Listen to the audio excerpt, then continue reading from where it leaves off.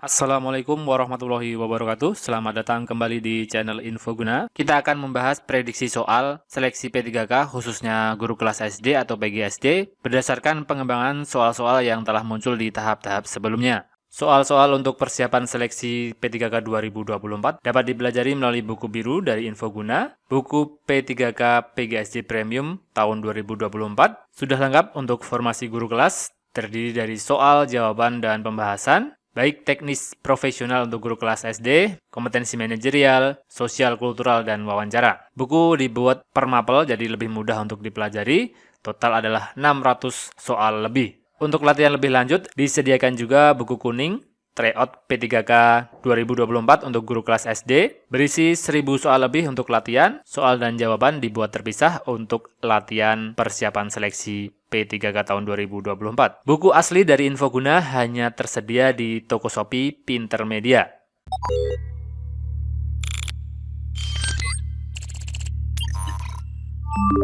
Diagram lingkaran berikut menunjukkan kegemaran siswa di suatu SMA. Ada membaca, menyanyi, olahraga, menari, dan melukis. Jika banyak siswa adalah 720 orang, maka jumlah siswa yang gemar menyanyi sebanyak A. 180 orang, B. 144 orang, C. 108 orang, D. 72 orang, atau E. 36 orang.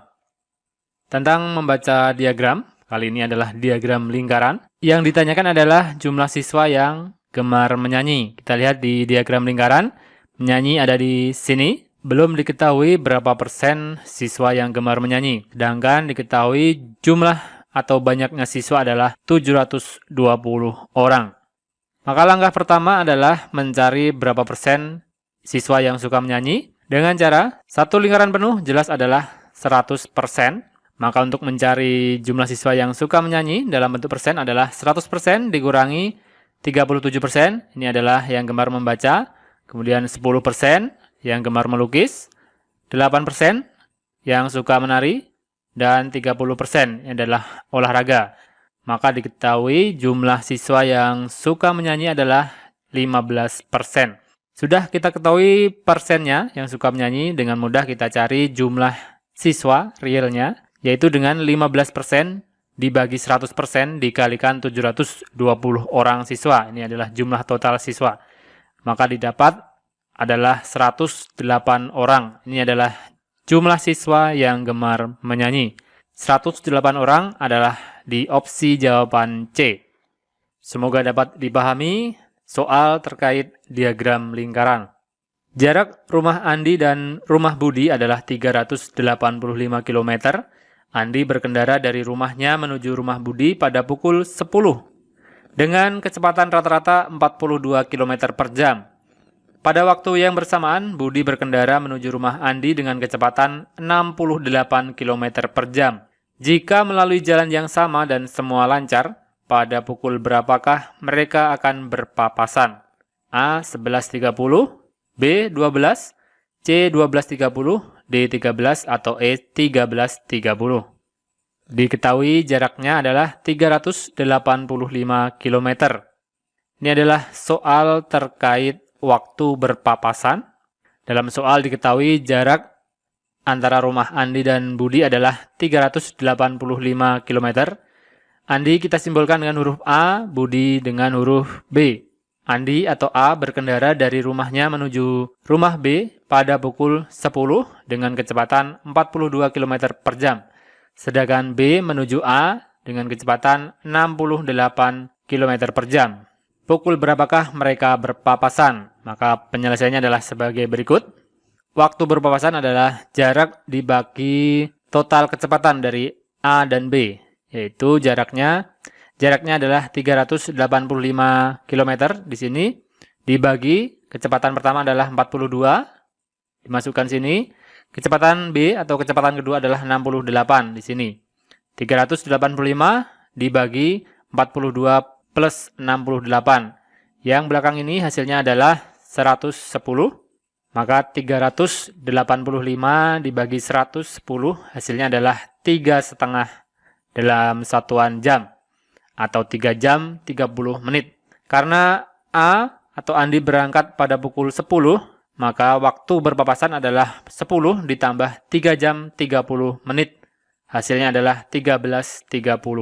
Opsi jawaban E. Soal terkait waktu berpapasan sangat dianjurkan untuk dipelajari. Perhatikan pernyataan-pernyataan berikut. 1. Mempercepat pertumbuhan ekonomi dan kemajuan sosial budaya di Asia Tenggara. 2. Memajukan perdamaian dengan tetap menghormati keadilan dan penegakan hukum. 3. Memajukan persiapan perang negara-negara ASEAN melawan penjajah. 4. Memajukan kerjasama dalam bidang ilmu pengetahuan dan teknologi. Tujuan berdirinya ASEAN dapat ditunjukkan oleh nomor manakah yang termasuk dalam tujuan berdirinya ASEAN. Kita cek dari angka 1, mempercepat pertumbuhan ekonomi dan kemajuan sosial budaya. Ini jelas. Kemudian nomor 2, memajukan perdamaian dengan tetap menghormati keadilan dan penegakan hukum. Ini juga masuk. 3, memajukan persiapan perang negara-negara ASEAN melawan penjajah. Ini jelas bukan termasuk tujuan berdirinya ASEAN. Kita cek yang nomor 4, memajukan kerjasama dalam bidang ilmu pengetahuan dan teknologi. Ini jelas. Jadi 1, 2, dan 4 adalah merupakan tujuan berdirinya ASEAN. 1, 2, 4 ada di opsi jawaban C. Suku Minangkabau, Tanjung, Kato, dan Panyali berasal dari provinsi. Terkait keragaman budaya di Indonesia, dalam hal ini adalah suku. Ditanyakan suku Minangkabau, Tanjung, Kato, dan Panyali jelas berasal dari Sumatera Barat. B. Soal berikutnya, memanfaatkan botol air mineral menjadi vas bunga merupakan A. Reduce, B. Recycle, C. Reuse, D. Produksi. Memanfaatkan botol air minum menjadi vas. Jelas adalah reuse, C. Di mana pengertian masing-masing. Refuse, menolak suatu produk atau aktivitas yang akan menghasilkan sampah. Kemudian reduce, mengurangi pemakaian produk atau aktivitas yang menghasilkan sampah.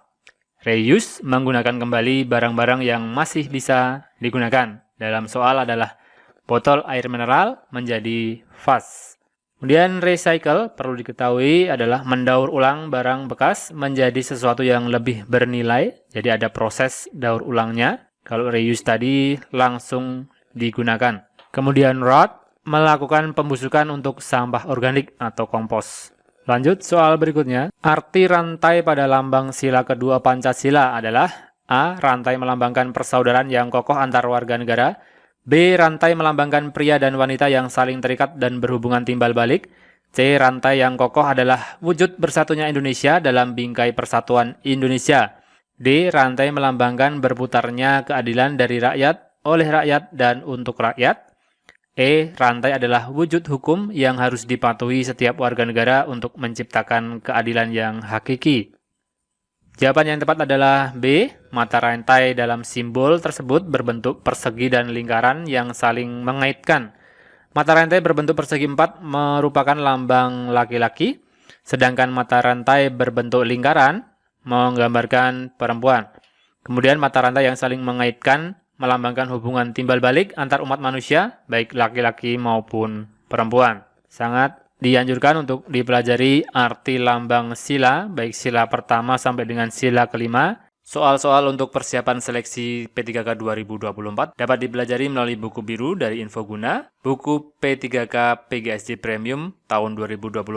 Sudah lengkap untuk formasi guru kelas, terdiri dari soal, jawaban, dan pembahasan, baik teknis profesional untuk guru kelas SD, kompetensi manajerial, sosial kultural, dan wawancara. Buku dibuat per mapel jadi lebih mudah untuk dipelajari, total adalah 600 soal lebih. Untuk latihan lebih lanjut, disediakan juga buku kuning, Tryout P3K 2024 untuk guru kelas SD, berisi 1000 soal lebih untuk latihan, soal dan jawaban dibuat terpisah untuk latihan persiapan seleksi P3K tahun 2024. Buku asli dari Infoguna hanya tersedia di toko Shopee Pintermedia.